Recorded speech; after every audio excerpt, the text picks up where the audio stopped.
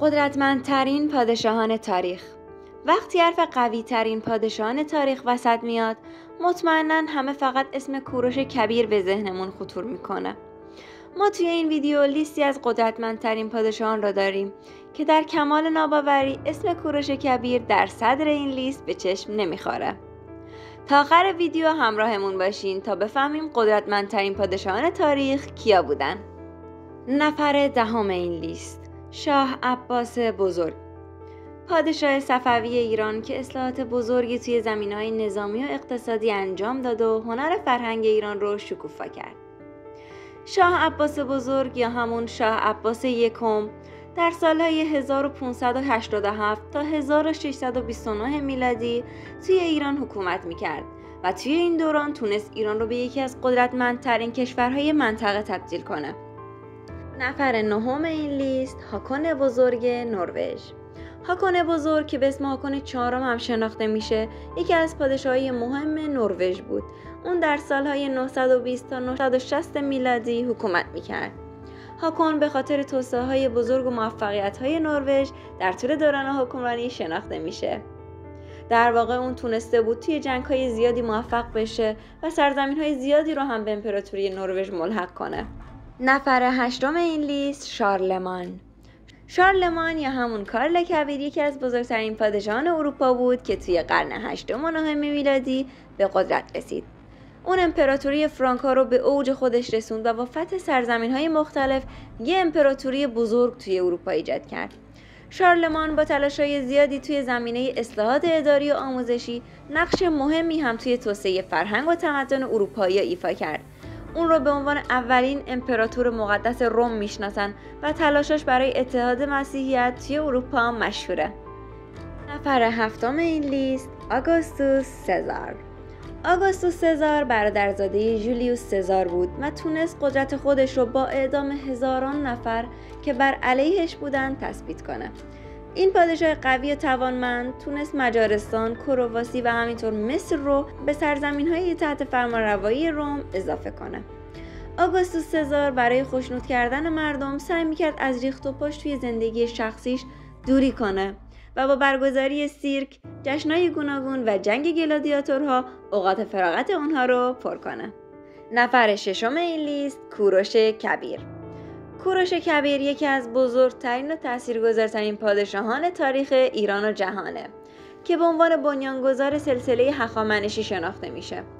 اون با هوش، شجاعت و سیاستمداری خودش امپراتوری بزرگی رو به وجود آورد که تا اون زمان بی‌نظیر بود.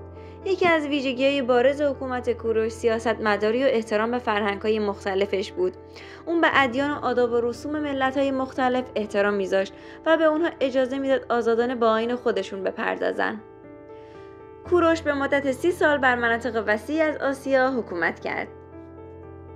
نفر پنجم این لیست، آشوکا پادشاه بزرگ هند. آشوکا پادشاهی بود که تونست سلسله ماوریا رو توی هند پایه‌گذاری کنه. این پادشاه بزرگ جنگ‌های خونین زیادی انجام داد و موفق شد تا سرزمین‌های نپال، پاکستان و افغانستان رو به حوزه فرمانروایی خودش اضافه کنه.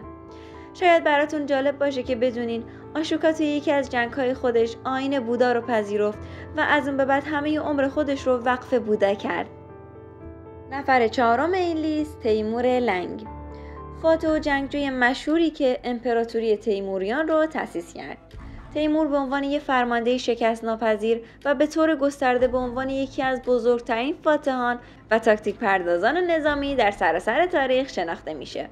عمدتاً از تیمور به خاطر فتوحات بیرحمانش از هند و روسیه تا دریای مدیترانه و برای دستاوردهای فرهنگی امپراتوری تیموری یاد میشه. نفر سوم این لیست، ناپلئون بوناپارت. امپراتور فرانسه که تأثیرات گسترده‌ای بر نظام‌های حقوقی و نظامی اروپا داشت. ناپلئون یکی از بزرگترین فرمانده‌های نظامی تاریخ محسوب میشه و فعالیت‌های نظامی اون همچنان توی آکادمی‌های نظامی سراسر جهان مورد مطالعه و تدریس قرار میگیره. ناپلئون بوناپارت هیچ وقت به عنوان پادشاه فرانسه شناخته نشد، بلکه از اون به عنوان امپراتور فرانسه یاد میکردن. نفر دوم این لیست، اسکندر مقدونی. اسکندر مقدونی پادشاه یونان که امپراتوری وسیعی از یونان تا هندوستان ایجاد کرد. اسکندر تونست قبل از رسیدن به 30 سالگیش یکی از بزرگترین امپراتوری‌های دنیای باستان رو تشکیل بده که از دریای یونان تا هیمالیا گسترده بود. از اسکندر به عنوان یکی از بزرگترین فاتحان تاریخ یاد میشه. اون بانی اصلی گسترش فرهنگ و تمدن یونانی در جهان و پیدایش جاده ابریشم بود. اسکندر طی سلسله نبردهای سرنوشت‌سازی اقتدار هخامنشیان در منطقه رو در هم شکست و متعاقباً داریوش سوم شاهنشاه هخامنشی رو به زیر کشید و بیشتر مناطق تحت کنترل هخامنشیان را تسخیر کرد.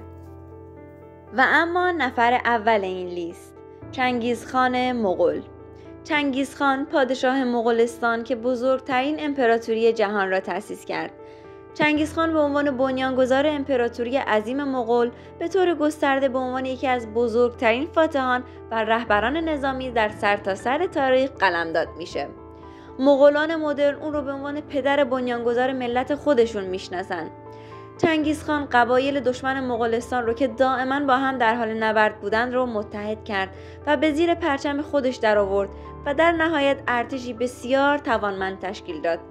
در هنگام اتحاد قبایل مغول، چنگیزخان 4 میلیون کیلومتر مربع سرزمین در اختیار خودش داشت و این عدد در زمان مرگش به بیش از 13 میلیون و 500 هزار کیلومتر مربع رسیده بود.